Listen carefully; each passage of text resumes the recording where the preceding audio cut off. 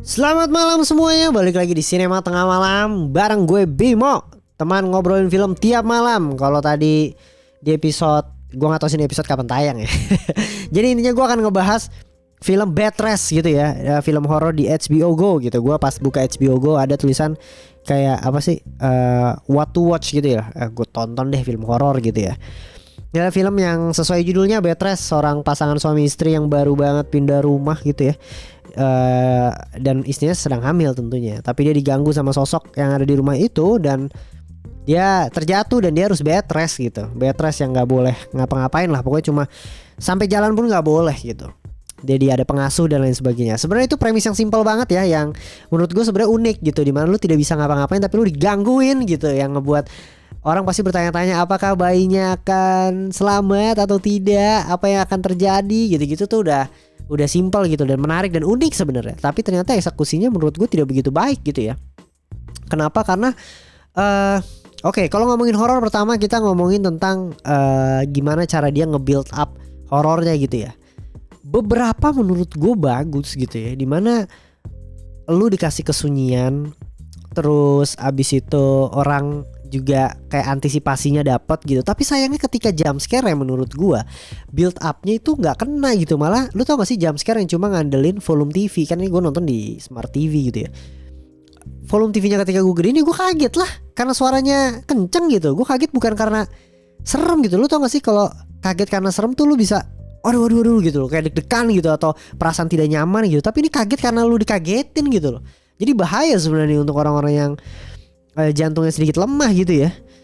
Karena menurut gua film horor itu untuk membuat jump scare tuh bukan hanya tentang volume TV gitu ya, atau audio yang lu pakai gitu loh.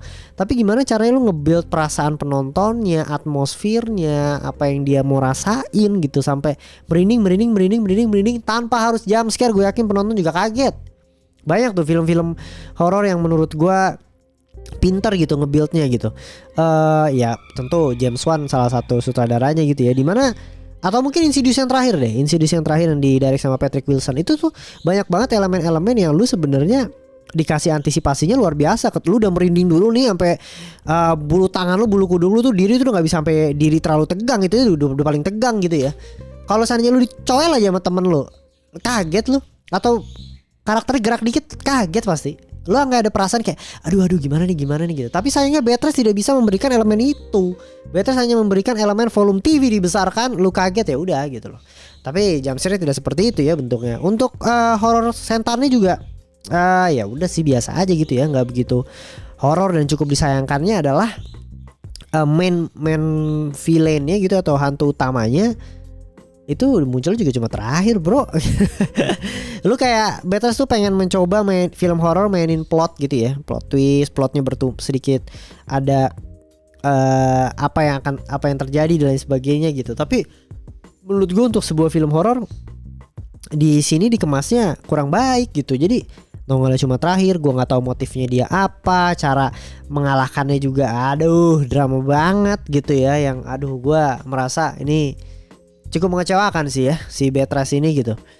Tapi ya buat kalian yang nggak tahu mau nonton apa, lagi pengen nyari horor, bisa dicoba juga sih, nggak apa-apa juga kalau seandainya kalian mau nyoba gitu ya. Terus apa lagi ya? Kalau tadi kita udah ngomongin hantu juga udah, elemen horor. Kalau karakter ya udah lah, baru karakternya cuma dikit ya, sempit banget gitu, karakternya nggak banyak gitu. Tapi ya udah juga sih, nggak begitu istimewa juga gitu.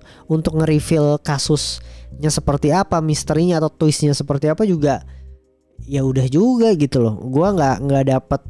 Jadi untuk nonton horor ini ibaratnya apa ya, ceritanya juga gue nggak kena, karakternya juga gue nggak deket gitu ya. Horornya juga horornya sih goreng sih, gue harus akuin ya. Jump scare-nya berhasil buat gue kaget karena gue nonton pakai volume TV yang gede banget gitu ya. Jadi kayak aduh gue kaget lagi karena suaranya gitu. Walaupun memang ada beberapa adegan horor yang ya pastilah nggak semua zong gitu ya. Ada beberapa yang juga buat gue merinding, bagus lah menurut gue, buat sampai merinding aja. Cuma memang suaranya rada mengganggu sih. Lo tau gak sih suara yang jreng gitu yang bikin kaget ya, itu tuh di Bed Rest dikasihnya di situ. Buat kalian yang pengen nonton silahkan ditonton di HBO Go gitu ya. Paling kalau dari gue skornya kayaknya mohon maaf banget tapi 2/5 sih ya untuk Bed Rest gitu. Tapi ya Ya kalau buat nonton rame-rame gitu ya, biasanya kalau sama temen suka suka ayo nobar yuk nonton horor bingung nih nonton apa gitu ya, Beatrice boleh dicoba lah. Karena nonton sambil ngobrol sama teman gitu ya, TV nyala gitu ya, mungkin lo tipis-tipis tahu plotnya gitu ya, it's fine sih.